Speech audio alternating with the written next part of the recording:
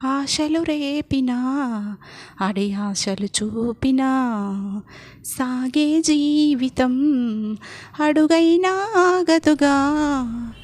నిన్న రాత్రి పీడకల నేడు తలుచుకుంటూ నిద్ర మానుకోగలమా? ఎంత మంచి స్వప్నమైనా అందులోనే ఉంటూ లేవకుండా ఉండగలమా? కలలు గన్నవి కలలే అని తెలిసినదే తెలివమ్మా. కలతలని నీ కిలకిలతో తరిమెయ్యవే చిలకమ్మా.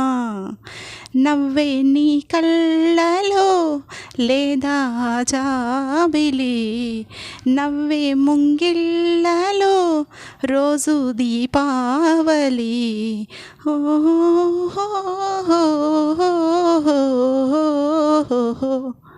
సంతోషం సగం బలం హాయిగా నవ్వమ్మా.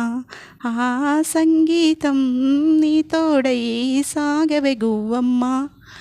హాయ్, హలో, నమస్తే, welcome to my channel Ammadeevena Sailaja. ఎలా ఉన్నారండి మీరందరూ? నేనైతే చాలా బాగున్నా. మీరు కూడా చాలా బాగుండాలని మనస్ఫూర్తిగా ఆ మహాశివుని వేడుకుంటూ వెల్కమ్ టు టుడేస్ వ్లాగ్ అండి. ఈరోజు వ్లాగ్ వచ్చేసి డైలీ మార్నింగ్ రొటీన్ అండి. ఈ మార్నింగ్ రొటీన్ చేస్తూ మీతో ముచ్చట్లాడాలని వచ్చానండి. నిన్నటి ఒక వీడియో చేశాను కదండి, కంపరంగా భూకంపం వచ్చి నాశనమైపోని అని. నిన్న ఒక వీడియో ప్రపంచానంతా కుదిపేసిన వైరల్ వీడియో అండి. ఆ వీడియో ఏంటంటే ఇన్స్టాగ్రామ్లో పెట్టారంట. నేను తెలుసుకొని చెప్తున్నాను. ఇన్స్టాగ్రామ్లో ఒక రీల్ ఉందంట, తండ్రి కూతుళ్ళది. తండ్రి కూతుళ్ళు ముద్దు ముచ్చటగా ఆడుకుంటున్న చిన్న క్లిప్ రీల్. ఆ రీల్ని చూస్తూ నలుగురు వెధవలు అనాలి, ఇంకా భాష ఇంకా ఎంత దిగజారి ఉంటే అంత పదాలు కూడా వాడాలని నేను అనుకుంటూ నిన్న వీడియో చేసిన ఆవేశంగా. అది అందరూ ఆవేశంగా ఖండితంగా అందరూ ఖండించిన విషయం అండి. ఆ తండ్రి కూతుళ్ళను చూసి నలుగురు వెధవలు వాళ్ళ వెధవలు వెకిలి మాటలతోటి వెధవేషాలతోటి మరి వాళ్ళ పిల్లలకు మరి వాళ్ళకు భార్యలు అమ్మ నాన్న పిల్లలు ఉన్నారో లేదో తెలియదు కానీ ఆయన పేరు ప్రణీత్ హనుమంతు అంట. ఆ ప్రణీత్ హనుమంతు తన మిత్రులతోటి ముచ్చటించుకుంటూ చేసిన రీల్ని ఇన్స్టాగ్రామ్లో పోస్ట్ చేశాడంట. దాని యొక్క సారాంశం ఏంటంటే, ఆ తండ్రి కూతుళ్ళు ఆడుకుంటున్న విధానాన్ని చాలా అబ్యూజ్డ్గా, చాలా ఘోరాతి ఘోరమైన భాషా పదజాలంతో, నాలుక అనేది సరస్వతి నిలయం కదా, అలా ఉన్న సరస్వతి నిలయం నుంచి వచ్చిన మాటల గలీజ్ మాటల వెల్లువ. అసలు ఆ చెవులు వాళ్ళు అసలు మనుషులే కాదు. ఆ ప్రణీత్ హనుమంతు అనే వ్యక్తి వాళ్ళ నాన్న ఐఏఎస్ అంట, వాళ్ళ అమ్మనేమో ఎంఏ సైకాలజీ చేసినాక యునెస్కోలో మన ఉంది కదా, యునెస్కో అనేది బాలల ఉద్యమాల కోసం పోరాటాల కోసం చేస్తున్న ప్రపంచవ్యాప్తంగా ఉన్న యునెస్కో అనే ప్రపంచవ్యాప్తమైన సంస్థ లోపల బాలల కోసం పోరాటాలు ఉద్యమాలు చేస్తున్న వ్యక్తి అంట.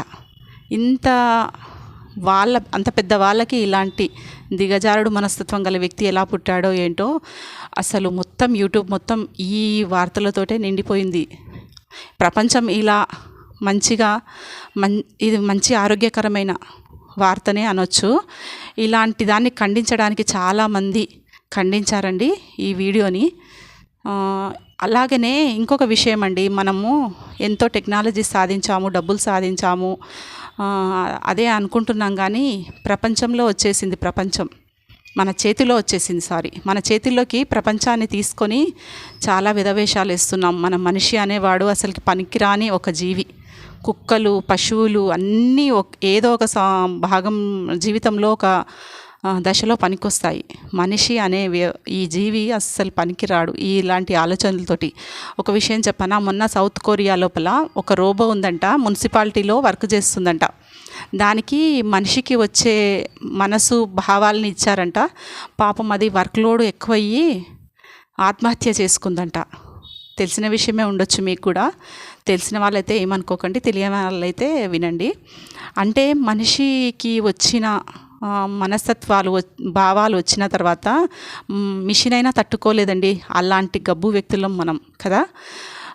ఇంకొక విషయం అండి, ఇప్పుడు టెక్నాలజీ పెరిగింది, డబ్బులు పెరిగినాయి, పెరిగాక పనులు తగ్గిపోయినాయి కదా. పనులు తగ్గిపోవడం అంటే ఇప్పుడు మన కిచెన్లో మనం సొంతంగా చేతులతోటి చేసే వ్యవస్థ లేకుండా అయిపోతుంది.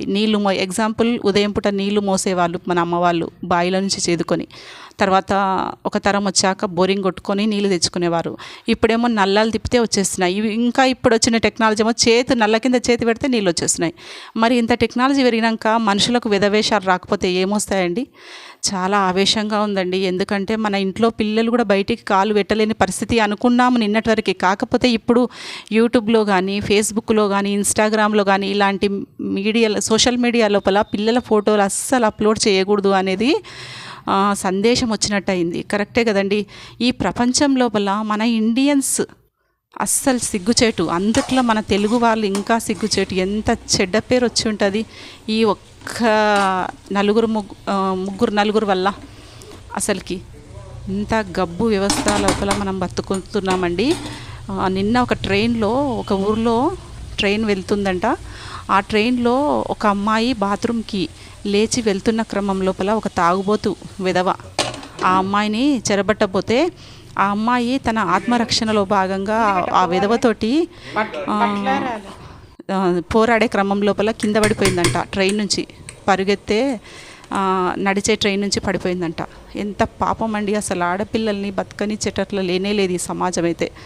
చాలా పాపం అనిపిస్తుంది. వెనకటికి ఎట్లా ఉండేవాళ్ళండి, ఈ టెక్నాలజీ లేకుండే చిన్న ఫోన్, డబ్బా ఫోన్ ఉన్నప్పుడే చాలా బాగుండే. ఈ ఫోన్ వచ్చాక మాత్రం అస్సలు వేషాలు కానీ మితిమీరిపోతున్నాయి. అసలుకి మన ఇంట్లో వాళ్ళు కానీ, బయట వాళ్ళు కానీ, ఊర్లో వాళ్ళు కానీ చాలా మంచిగా ఒక దేవతను చూసేవాళ్ళు, దేవతలాగా చూసేవాళ్ళు మనల్ని, ఆడపిల్లల్ని. నేను ఆ క్షణాలని ఆస్వాదించానండి. నేను చిన్నప్పుడు బస్సులో వెళ్తుంటే పెద్ద ఒక అంకుల్, నాకు తెలిసిన అంకుల్ సీట్ ఇచ్చి కూర్చోబెట్టాడు. ఆయన ఒక లాయర్. అయినా కూడా అమ్మాయిలు అంటే అంత దేవతలాగా చూసేవాళ్ళు. ఇప్పుడున్న సమాజంలో ఎలా ఉందండి అసలుకి, బేజారెత్తిపోతుంది. పిల్లలు మనము ఇంట్లో నుంచే మనం రాంగ్గా డైరెక్షన్ ఇచ్చి పంపుతున్నాము.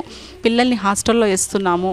ప్లస్ వాళ్ళకి ఒకవేళ ఇంట్లో ఉన్న వాళ్ళకి నేర్పించేటంత స్థాయి తల్లిదండ్రులకైతే ఇప్పుడు లేదండి. కనీస పరిజ్ఞానం లేదు. సదాచారం అని నేర్పించే వాళ్ళు శిశుమందిర్ లోపల.